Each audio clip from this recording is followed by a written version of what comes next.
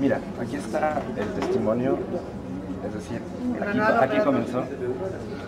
Tú como su gran compañera, como su alma gemela, lo que queremos recopilar de este día no es un testimonio literario, no queremos saber nada de la historia de la literatura. Sabemos que Salvador pertenece a la pléyade de escritores de la literatura mundial, a lo que a él le gustaba, que era Joyce, que era Paul Valéry, Bataille, en fin, Mallarmé, en fin.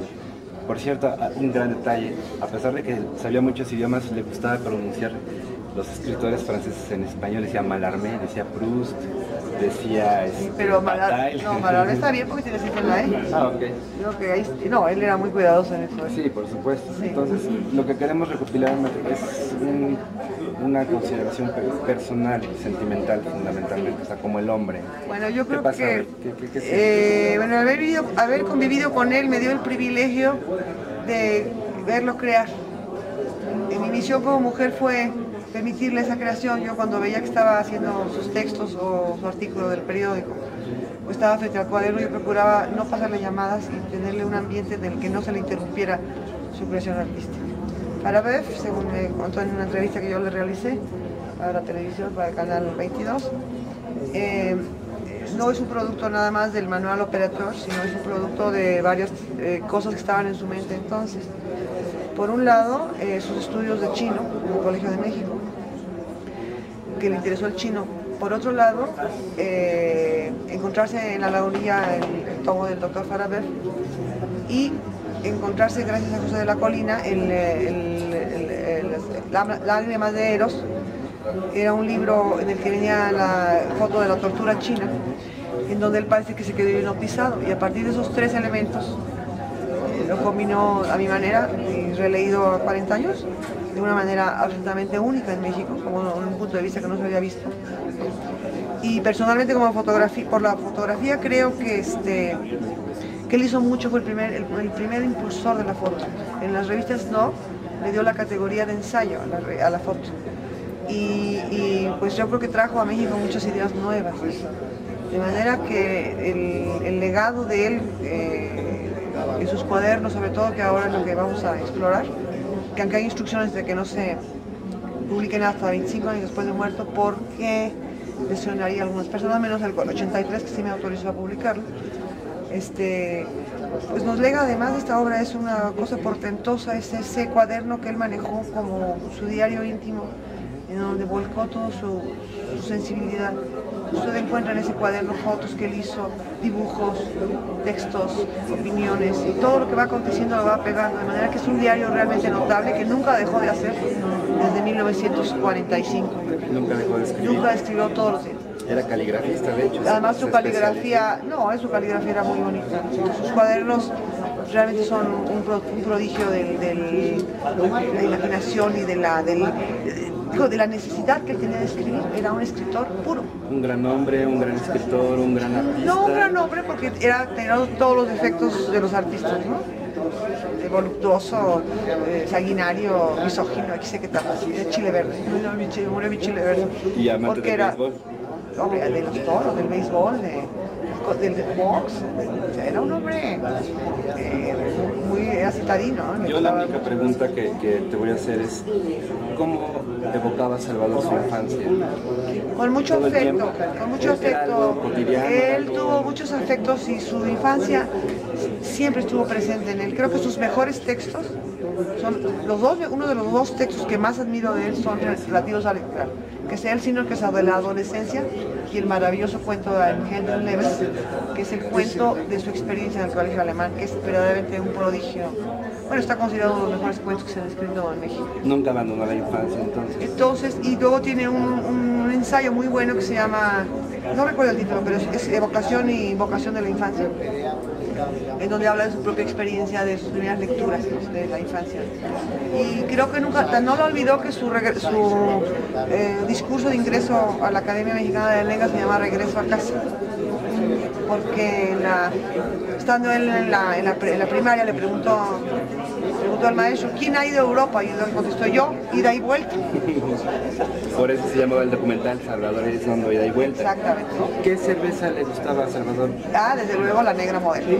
Siempre, bueno, su cerveza favorita desde luego, como la Georgetown, era la Guinness. Claro. Pero no había en México, entonces de pronto le traía yo así como algo exquisito una Guinness. Fue un gran bebedor y un gran fumador. Bebió todas las bebidas del mundo, le encantaba el whisky, era un bebedor de whisky, cerveza, últimamente whisky, cerveza, vino, coñac. Nunca se privó. Y dejó el último cigarro se lo fumó en la noche. ¿Quién era su autor favorito? ¿Fue Joyce, definitivamente? Mire, su autor favorito y el que más leyó fue a Joyce, y a Mallarmé, y a Valéry. Pero su verdadero coco últimamente era la poesía. Yo creo que la poesía, él verdaderamente lloraba cuando la recordaba. Yo creo que para él la influencia de su tío abuelo, don Enrique González Martínez, fue fundamental. Él tenía una gran sensibilidad a la poesía. Inclusive hizo una antología que se llama Museo Poético. Y se da usted muy bien cuenta de su cuidado con el que escogió esa antología. Es una antología que hizo para el colegio extranjero, no para mexicanos, para que conocieran la poesía mexicana.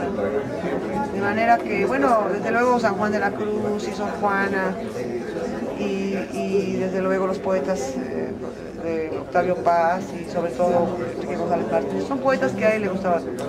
Y desde luego el Dios, Pound, admiraba mucho a Pound, sus cantos, sobre todo se basaba mucho en el cántico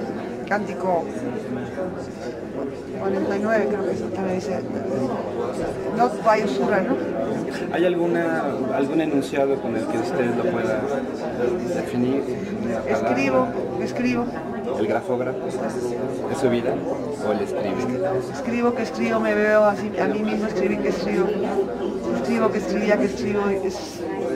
Digo, en ese momento la literatura se acaba. ¿Qué más puede usted escribir?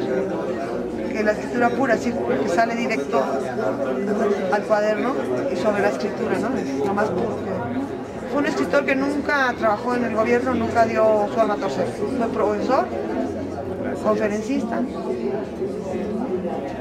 periodista. Un artista total. Y artista plástico extraordinario. Pintor, calígrafo, y fotógrafo.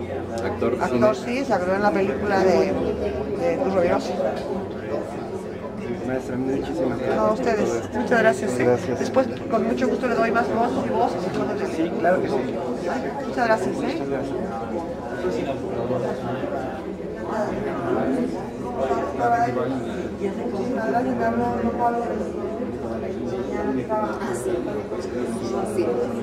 Ya no supe de él más que a través de su mujer, de mi queridísima amiga Paulina. Y pues, ¿qué quieres que te diga? ¿Será el más grande de los escritores, quizás? Yo creo que es uno de los grandes. Es absolutamente uno de los grandes escritores mexicanos. Experimentó muchísimo. Experimentó con el lenguaje, experimentó con lo literario, con lo imposible, como hablar del momento de la muerte en Farabeuf, ¿no? A partir del Lenche, de este suplicio chino. Experimentó con la literatura vista desde sí misma. Escribo, que me vio escribir, que escribo, el grafógrafo. No tuvo miedo nunca jamás de incluir lo fantástico.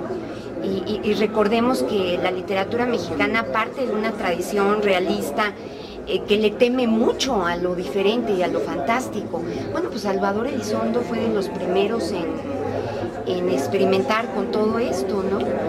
Con la ciencia ficción o con la ciencia pura, porque era un tipo que le interesaba profundamente todo lo científico. Hasta los ajolotes. Bueno, los ajolotes. A mí me tocó ver